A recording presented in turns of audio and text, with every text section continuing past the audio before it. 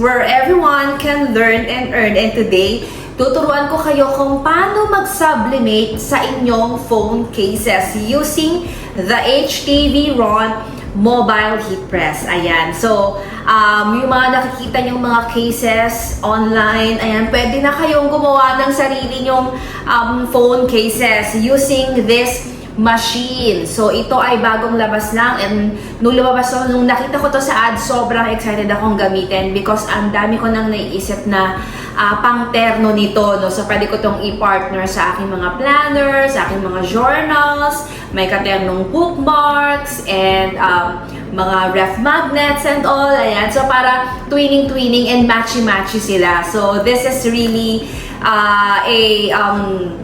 exciting project to try, no? And again, pag nagko-customize tayo, halimbawa, family picture, again, di ba? So, maraming mga gustong mag-order kapag ganyan, di ba? Kaya ipapakita ko sa inyo step by step kung paano gamitin ang machine na ito. But before that, I just want to show you kung ano yung mga materials na gagamitin natin. Basically, ito na yung laman ng package kapag bumili kayo. Okay, so pag bumili kayo ng ganito, ilalagay ko yung link sa baba kung saan ko to nabili. Kasama na yung mga materials na kailangan mo. Though, of course, the sublimation film is, kumbaga, ilang pieces lang siya. I think this is 5 pieces lang for sample. So, pag naubos na siya, bibilin mo na lang siya. And then, of course, the heat press, the HTV Ron heat press. Ang maganda dito, pwede kang magluto ng French fries. Char. Okay, so mukha siyang air fryer, no? Ayan, meron siyang vacuum system inside. So, hindi lang mga phone cases ang pwede mong i-heat press or i-sublimate inside. Pwede rin yung mga cotton pins and all. Ayan, so, also, kailangan mo din ng gloves kasi medyo mainit kapag kukunin mo yung case inside. So, included na rin naman to kapag binili mo tong HTV Ron. And of course, meron tayong tinatawag na universal phone fixture. So, kapag bumili kayo nito, merong option na pang iPhone, merong ang kasama naman is Android, pero meron din na kasama na yung iPhone, siya yung Android. Okay, so I have here the purple one, my favorite color. So, yung una kong ganito is color white for iPhone lang. Yung pangalawang binili ko, which is this one, the purple, is meron na siyang Android tsaka iPhone na fixture. So, it's universal kasi meron ka lang mga kailangang i-adjust. Mamaya ipapakita ko sa inyo. Depende sa kung ano yung model ng phone mo. And of course, kailangan natin ng heat-resistant tape. Okay, so again, hindi pwedeng kung ano-anong tape lang. Hindi pwedeng washi tape or masking tape. Kailangan heat resistant lang kasi baka masunog kapag ibang tape yung ginamit natin. Ayan. So, basically, yun lang kailangan natin. And of course, kailangan natin ng sublimation printer for this. So, again, yung design na gagamitin natin is ilalagay ko yung link sa baba. It's a freebie na pwede mong subukan just in case bibili ka nito or meron ka na nito at gusto mong para di ka na maghanap ng design kung anong ipe-press mo sa iyong phone cases. So let's go at ituturo ko na sa inyo ang step-by-step process kung paano gamitin ang machine na ito. Okay, first, kailangan mong gumawa ng account sa Locklick Studio. Okay, so kailangan mong i-download yung ating app, which is the Locklick Studio, and then create an account. Okay, so kailangan ng update. So dito sa gilid, makikita mo yung device. So kailangan nakakonect yung H17 phone case heat press. Okay, and then ang gagamitin nating case is iPhone 16 Pro Max. Ayan. So, yan ang gagamitin natin. So, makikita nyo na nandito na yung ating parang template, no? So, i-insert na lang natin dyan yung ating design. So, habang nagle-layout tayo sa Locklick Studio, isi-set na natin ang settings ng ating mobile heat press, mobile case heat press. Okay, so ito yung power button, and then we have the temperature and yung time. So, click lang natin yung time, and then iset natin siya sa 275 Fahrenheit. Okay? So, pag gusto mo na siya iset, click mo lang ulit. And then, pag nakita mong red siya, ibig sabihin nagpi-preheat na siya. Nag-a-adjust na yung temperature niya. And then, sa timer naman, ganun din. Okay, it should be 350. So, adjust pa natin. Okay? So, nandyan yung nararamdaman natin na medyo mainit na siya. So, hayaan lang natin dyan. Okay? So, i-layout na natin ngayon inside the Loclick Studio yung ating design. So, while waiting for our design, i-preheat muna natin yung ating fixture, okay? So, i-preheat lang natin siya for 5 minutes. So, I have here sublimation cases. Binibili to in bulk. So, this one is iPhone 16 Pro Max. So, ito yung itsura niya.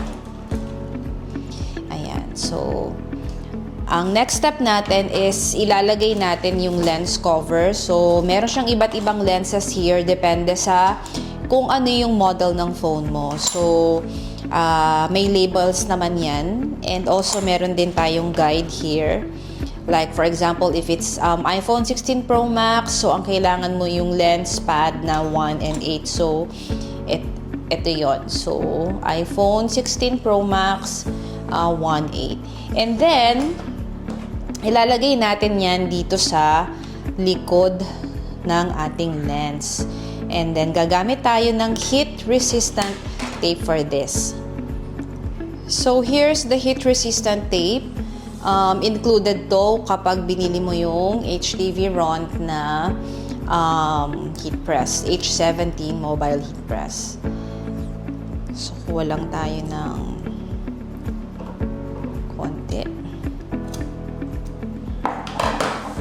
Lalagyan natin to ng tape to make sure na intact siya at hindi siya gagalaw-galaw. And make sure na wala tayong natatakpan na vent holes. Okay, so ano yung vent holes? May mga maliliit na butas. So, dapat hindi natin yan tatakpan.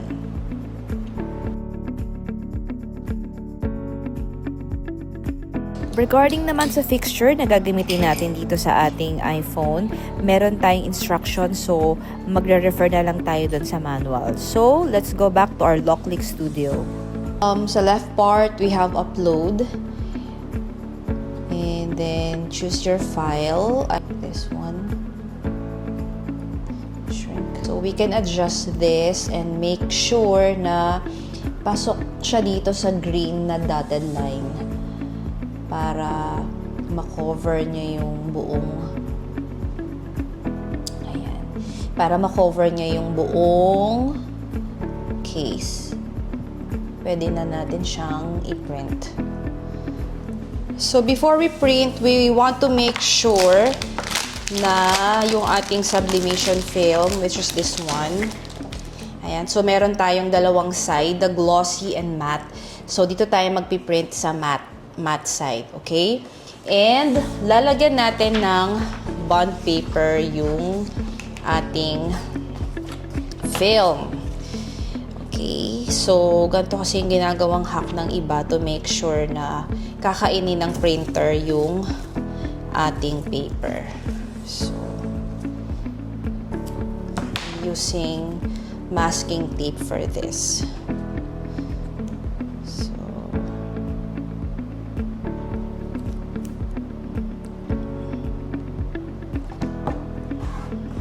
yan. And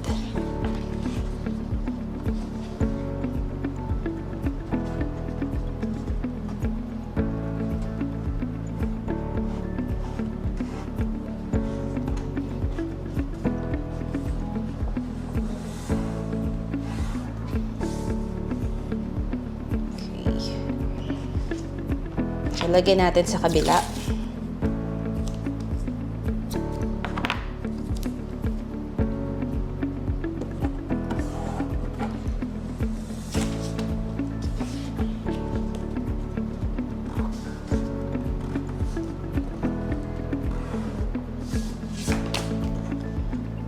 Okay, so here's our sublimation film. So I'm using our sublimation printer, which is the Epson L120, and make sure na naka-mirror yung ating design because again, this is sublimation.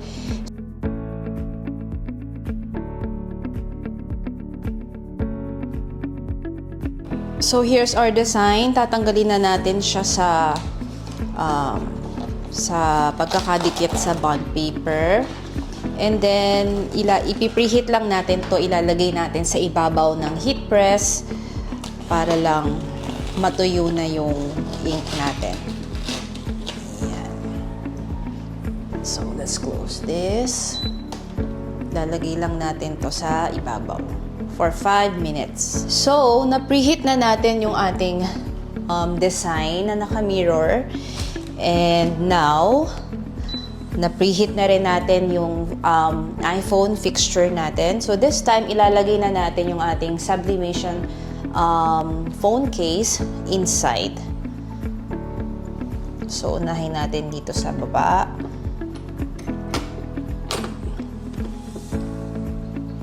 Ayan.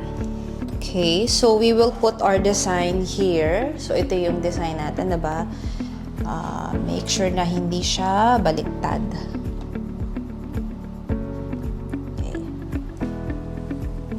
Close it and click natin yung R.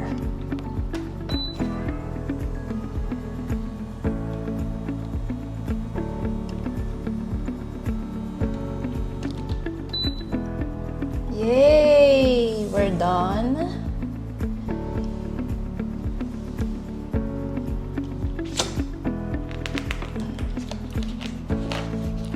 Remove na natin itong plastic. Ito yung sublimation film.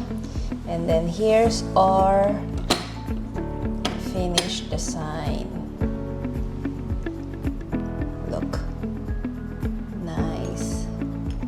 So, remove na natin to.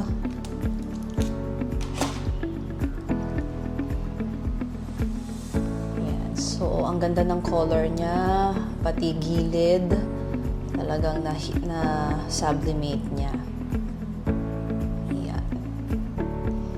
So, here are some other phone cases that I've created using this HTV Ront. So, this is our family picture. And this one is kapartner to ng Loving Beyond Today. Yung in case of death binder. So, katwining niya yan. So, ito naman yung pang iPhone 16 to, and this is pang iPhone 17 Pro Max.